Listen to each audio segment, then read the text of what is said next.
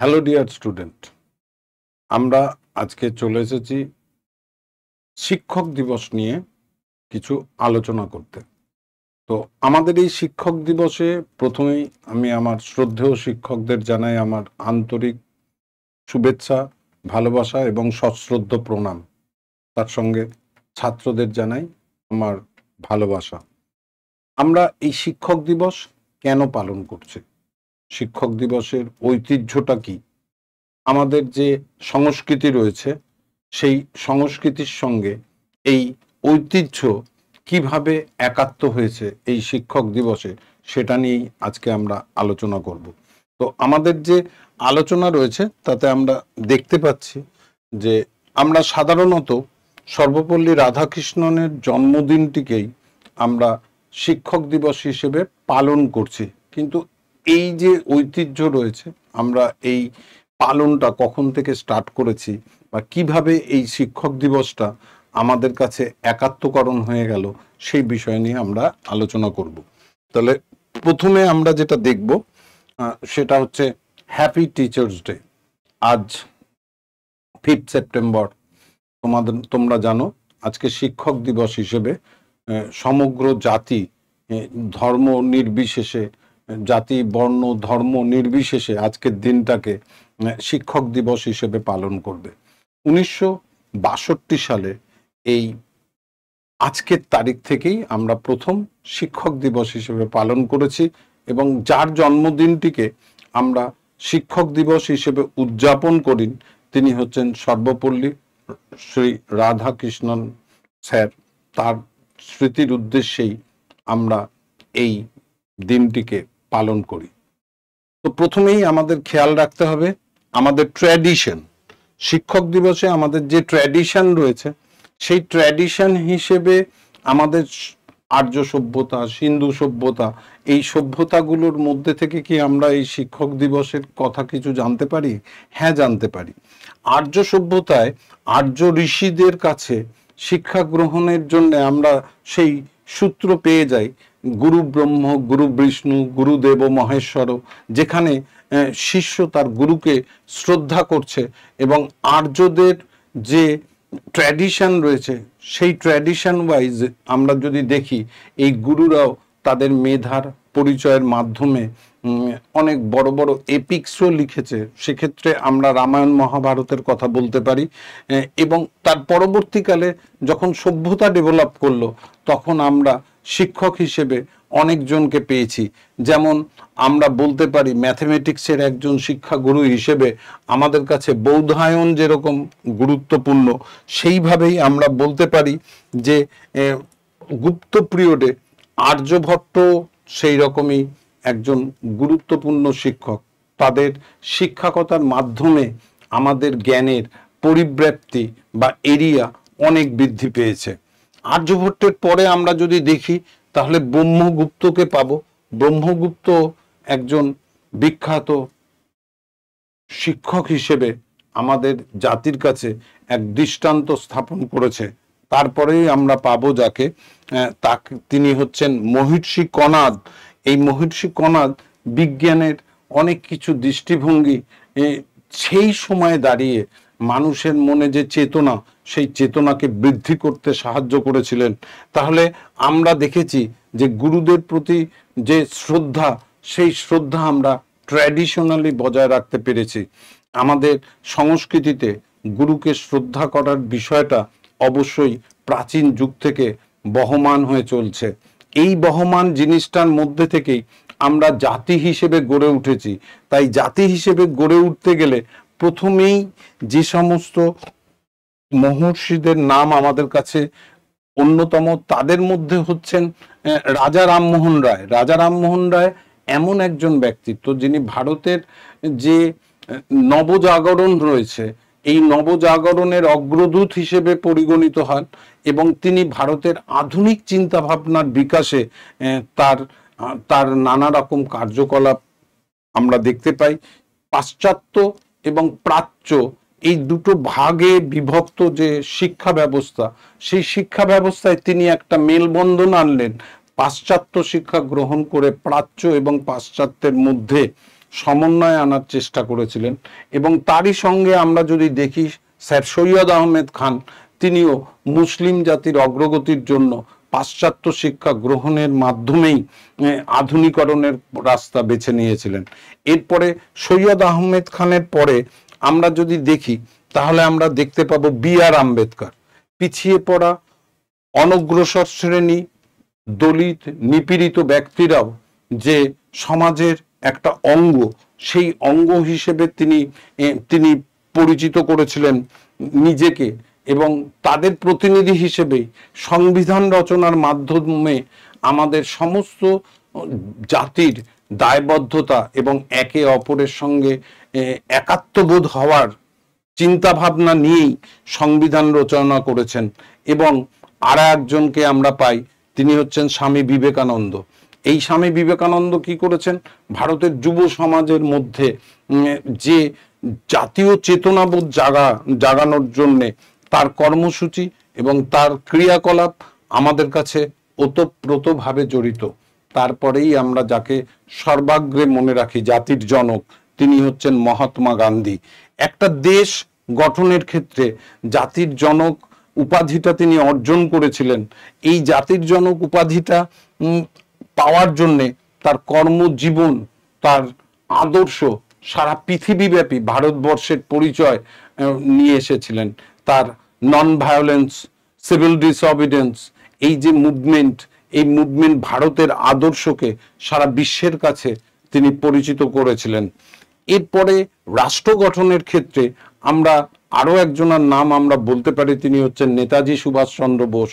নেতাজি সুভাষচন্দ্র বোস একধারে যেরকম ছাত্র হিসেবে জাতীয়তাবাদী চেতনা গঠন করেছিলেন, তেমনি অন্য দিক থেকেও তিনি ভারতের স্বাধীনতা সংগ্রামে ভারতীয় যুব সমাজের অংশগ্রহণকে নিশ্চিত করে তার আন্দোলন পরিচালনা করেছিলেন। তার বিপ্লবী আলোচনা এবং তার বিপ্লবী আন্দোলন ভারতীয় জনমানসে এখনো তাকে নেতাজি আখ্যায় ভূষিত করে।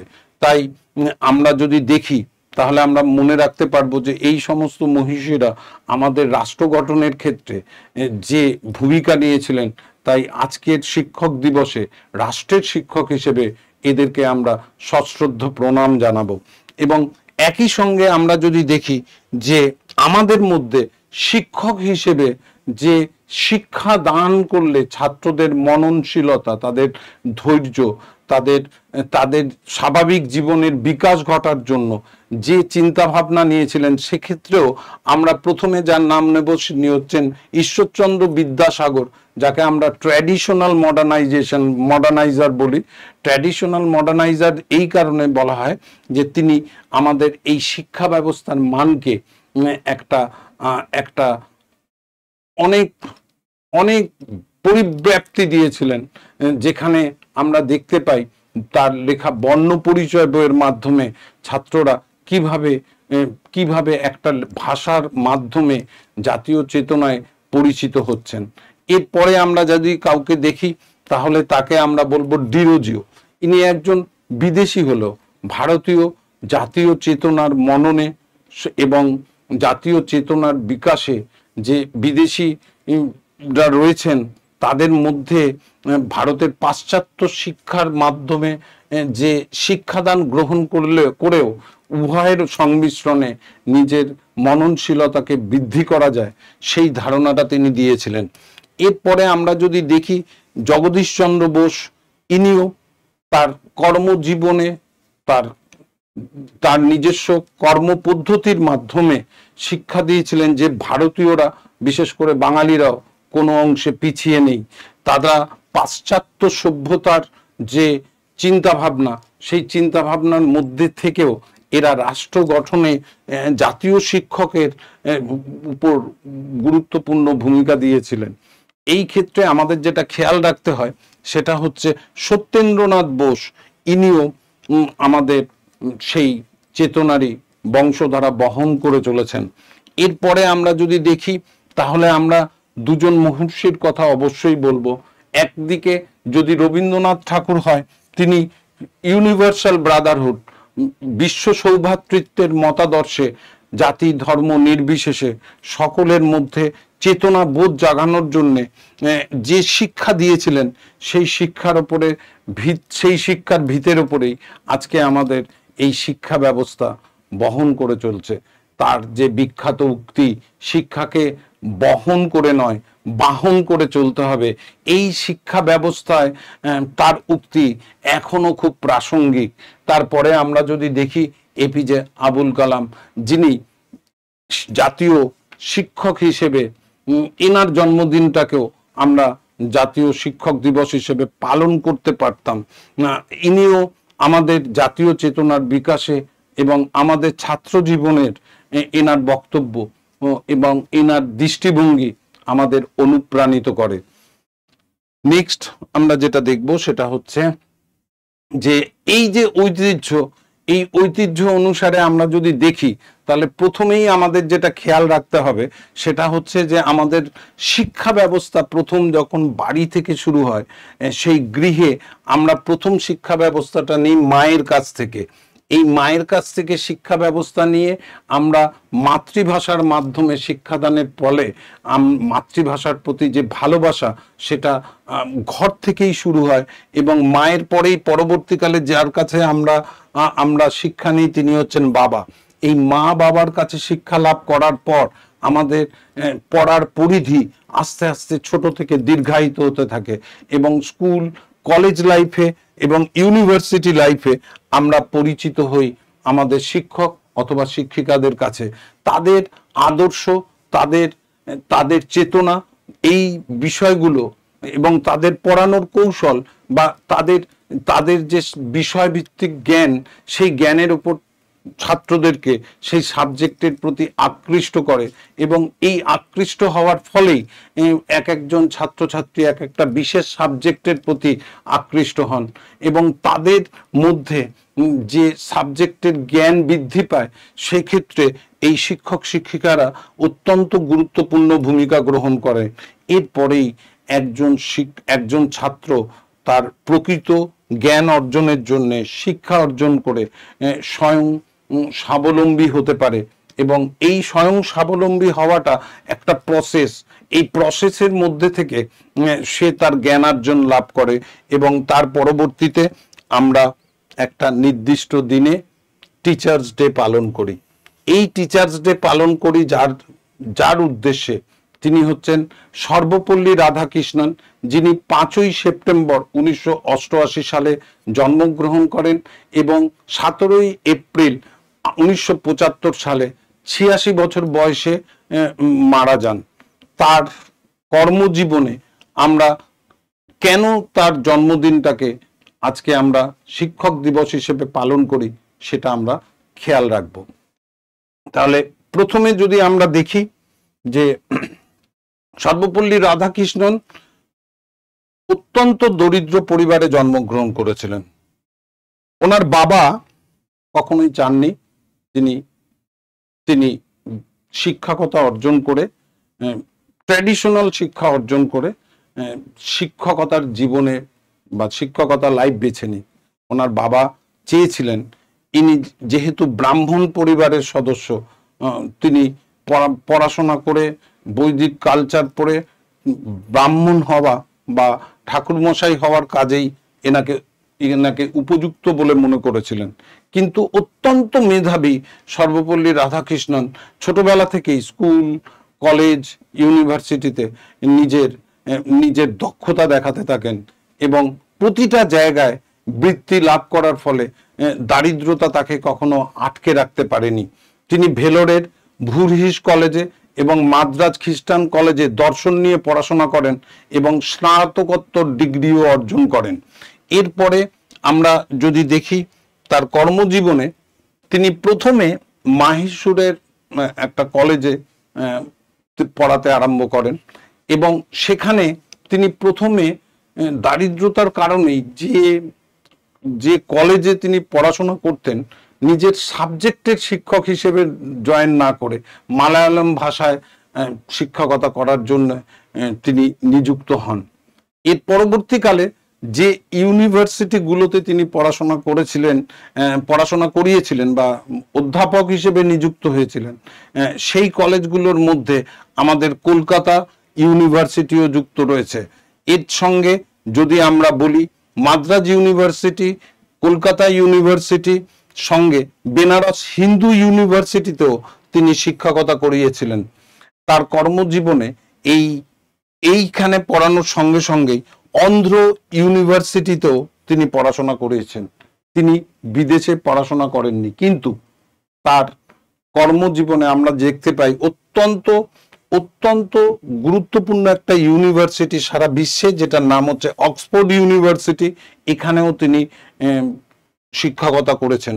তার মানে তার যে জীবনী রয়েছে, সেই জীবনীতে আমরা যদি দেখি তাহলে প্রথমে প্রতিকূল পরিবেশের মধ্যে মানুষ হয়েও তিনি তার কর্মজীবনেও প্রথম যখন অংশগ্রহণ করছেন সেখানেও তার নিজের সাবজেক্ট ছেড়ে দিয়ে মালায়ালাম ভাষায় পড়াশোনা করেছেন এবং পরবর্তীকালে নিজের সাবজেক্টে যে তার দক্ষতা রয়েছে সেই দক্ষতার পরিচয় দিয়ে পরবর্তী এই সমস্ত বিশ্ববিদ্যালয়গুলোতে তিনি শিক্ষকতা করেছেন, যেটা আমাদের কাছে অত্যন্ত শ্রদ্ধেয় এবং ওনার কৃতিত্বের পরিচয় বহন করে। এই জায়গাটা তোমাদেরকে অবশ্যই খেয়াল রাখতে হবে। এরপরে আমরা যদি দেখি তাহলে আমরা দেখব যে সর্বপল্লী রাধাকৃষ্ণন তিনি রবীন্দ্রনাথকে নিয়ে তার একটা বই লিখছেন, রবীন্দ্রনাথের ফিলোজফি লিখছেন। তিনি রবীন্দ্রনাথের যে গীতাঞ্জলি কাব্যগ্রন্থ রয়েছে, এই গীতাঞ্জলি কাব্যের ইংরাজি অনুবাদ পড়ার পর রবীন্দ্র দর্শন এবং রবীন্দ্র চিন্তা ভাবনাকে কেন্দ্র করে তার মতাদর্শ দার্শনিকভাবে ব্যাখ্যা করেন এবং রবীন্দ্রনাথও তার বইতে বা তার প্রবন্ধগুলো পড়ে মুগ্ধ হন। এক্ষেত্রে রবীন্দ্রনাথের সঙ্গে তার চিরদিনই একটা সুসম্পর্ক বজায় ছিল। রবীন্দ্রনাথের ফিলোজফি লেখার জন্য সর্বপল্লী রাধাকৃষ্ণনও আজ আমাদের কাছে অত্যন্ত শ্রদ্ধেয়। এরপরে আমরা যদি দেখি তাহলে অবশ্যই আমরা দেখব তার লেখা গ্রন্থগুলো। প্রথমে তিনি যে গ্রন্থটার জন্য সারা পৃথিবী ব্যাপী বিখ্যাত হয়েছেন, ইন্ডিয়ান ফিলোজফি, ওয়েস্টার্ন ফিলোজফির থেকে ইন্ডিয়ান ফিলোজফি যে কোনো অংশে পিছিয়ে ছিল না, সেটা আমরা এই ইন্ডিয়ান ফিলোজফি গ্রন্থে দেখতে পাই। তারপরে তিনি তার অটোবায়োগ্রাফি লিখছেন। সর্বপল্লী রাধাকৃষ্ণন অনেক বই লিখেছেন, যার মধ্যে ওনার অটোবায়োগ্রাফিক্যাল বুক হচ্ছে মাই সার্চ ফর ট্রুথ। এই গ্রন্থটা সর্বপল্লী রাধাকৃষ্ণনের অটোবায়োগ্রাফি। তারপরে আমরা যদি দেখি যে রাধাকৃষ্ণন যেটা লিখছেন রিলিজিয়ান অ্যান্ড সোসাইটি, এই বইটাও সারা পৃথিবী বিখ্যাত। তারপরে লিখছেন যে আমাদের উপনিষদ সম্পর্কে তিনি অনেকগুলো বই লিখেছেন। এই বইগুলো রাধাকৃষ্ণনের মতাদর্শ এবং ভারতীয় যে দর্শনের যে আদর্শ, সেই আদর্শটা বিশ্বব্যাপী, ভারতীয় আদর্শকে বিশ্বব্যাপী পরিব্যাপ্তিতে তিনি নিয়ে যেতে সমর্থ হয়েছিলেন, যেখানে উপনিষদকে নিয়ে লেখাও তার গ্রন্থটা অন্যতম। এরপরে আমরা যদি দেখি তাহলে আমরা দেখব যে at the right time the right thought will guide your life in right direction। যদি তুমি সঠিক চিন্তা ভাবনা নাও, এই সঠিক চিন্তা ভাবনা নিলেই সঠিক সময় তোমার জীবন বা কর্মপদ্ধতি সঠিক পথে পরিচালিত হবে। শিক্ষক দিবসের আজকের প্রথম যে বিষয়টাকে খেয়াল রাখতে হয়, শিক্ষকের আদর্শে যে একজন ছাত্র সাফল্য লাভ করে, তারা যেরকম শিক্ষককে সম্মান করে, সিমিলারলি শিক্ষকদেরও ছাত্রদের প্রতি একটা দায়বদ্ধতা থাকতে হয়। তো সেই জায়গা থেকে যদি তুমি দেখো তাহলে দেখতে হবে যে ইনিও কিন্তু সমালোচনার ঊর্ধ্বে নয়।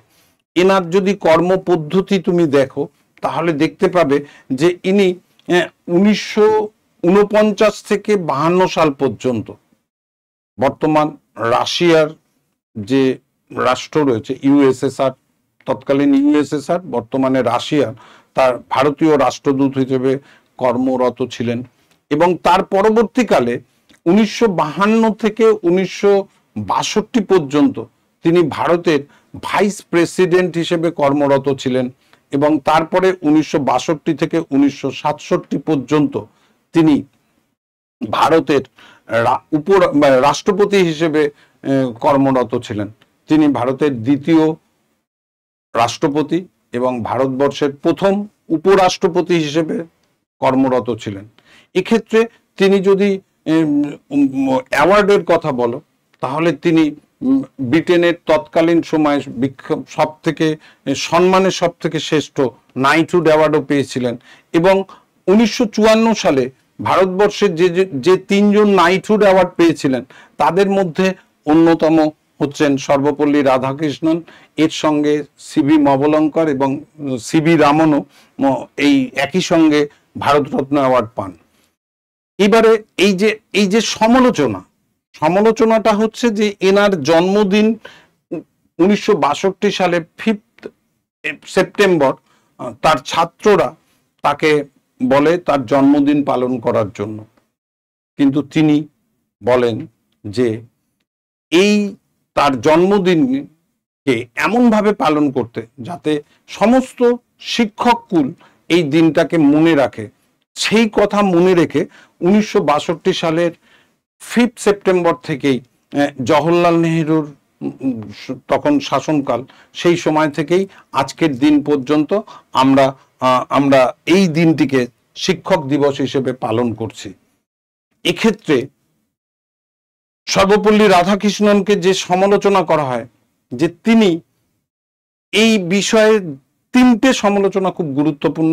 এক, তাকে বলা হয় যে তিনি সবসময় উচ্চ শিক্ষার উপরে যে গুরুত্ব আরোপ করেছিলেন, কারণ স্বাধীনতার পরবর্তী প্রথম যে শিক্ষা কমিশন রাধাকৃষ্ণ, এনার নামেই রাধাকৃষ্ণন কমিশন নামে পরিচিত। 1948 সালে এই রাধাকৃষ্ণন কমিশন তৈরি হয় এবং রাধাকৃষ্ণন কমিশনের যে সুপারিশগুলো ছিল, সেই সুপারিশগুলো সবসময় উচ্চ শিক্ষার জন্য অত্যন্ত গুরুত্বপূর্ণ। তিনি প্রাথমিক এবং নিচের দিকের যে শিক্ষা ব্যবস্থা রয়েছে, সেকেন্ডারি, হায়ার সেকেন্ডারি, এই বিষয়টাকে অনেকটা উপেক্ষা করে গেছিলেন। এইটা তার সমালোচনার একটা দিক। দ্বিতীয় দিক, এনার যে থিসিস পেপার, এনাকে যেটাকে সমালোচনা করা হয় যে ইনি তার ছাত্রদের যে চিন্তা ভাবনা, সেই চিন্তা ভাবনাটাকে অনেকটা কপি করেছিলেন। এইটাকে অবশ্য সমর্থনযোগ্য বলে মনে করা হয় না। তার কারণ হচ্ছে যে, এবং সেক্ষেত্রে তাকে বাঙালি বিদ্বেষও উল্লেখ করা হয়েছে।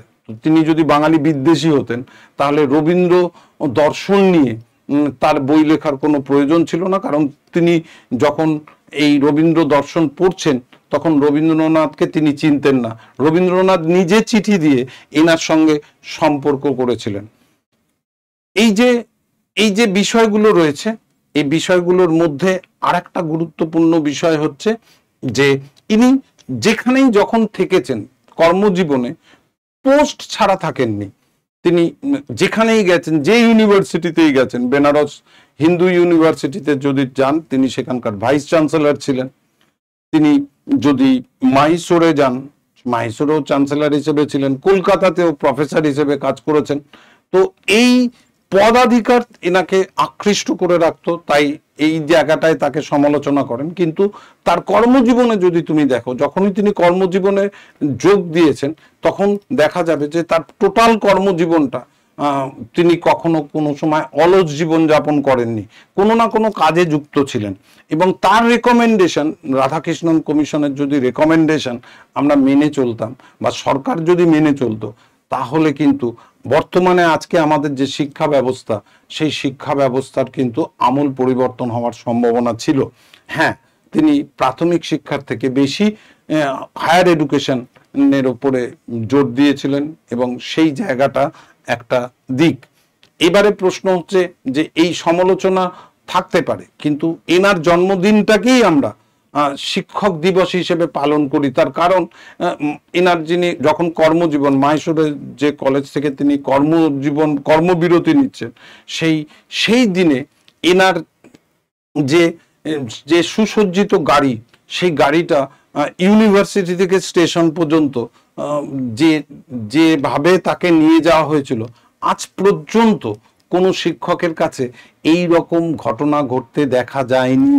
তার কারণ হচ্ছে যে ছাত্ররা, ড্রাইভার সমেত ইনি গাড়ির মধ্যে ছিলেন, কিন্তু যন্ত্রচালিত গাড়িটি সুইচ অফ করে ছাত্ররা তাকে ঠেলে ইউনিভার্সিটি থেকে স্টেশন পর্যন্ত নিয়ে গেছিলেন। এটাই ছিল তার সম্মান। ওই সময় যে সম্মান ছাত্ররা দিয়েছিলেন, সেই সম্মানে সম্মানিত হয়ে সমগ্র ছাত্র সমাজই 62 সালে তার জন্মদিনকে শিক্ষক দিবস হিসেবে মেনে চলারও অঙ্গীকার নিয়েছিল। আমরা জানি একজন বিখ্যাত গণিতজ্ঞ ছিলেন রামানুজন।